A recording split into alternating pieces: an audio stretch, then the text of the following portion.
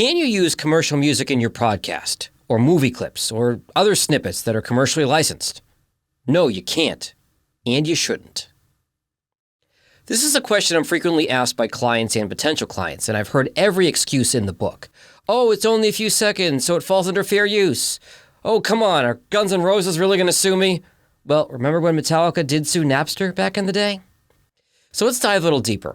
The bottom line is, when it comes to podcasting, the law has not caught up to the technology. I think there's a day coming where you'll be able to pay a small fee to use a big artist's music in your show, but that day isn't here yet. Do I know people who have pulled it off? Sure, but I don't think it's a risk you want to take. We'll start with music. Music artists, to me, fall into three categories: big names, smaller names that have a record deal, and independent artists. The first group, the big name A-listers, have the money, lawyers, and resources to come after you. You might think, oh, well, only a few people listen to my show. Well, it only takes one listener, one episode to go viral. Then you have a target on your back. Now, the second group, signed to a label but not quite A-list yet. The music industry has radically changed over the last 20 years.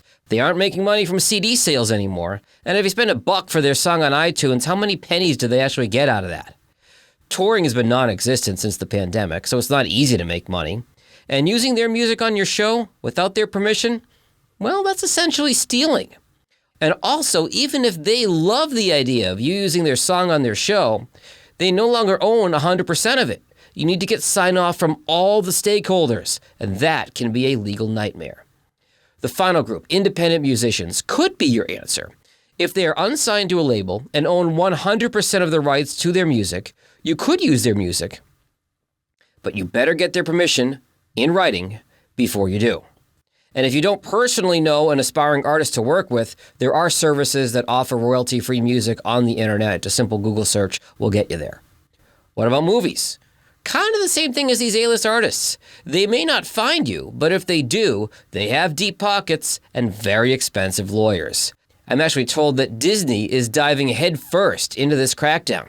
So you better think twice before using that "We don't talk about Bruno" clip in your podcast. Or in other words, just don't talk about Bruno in your podcast.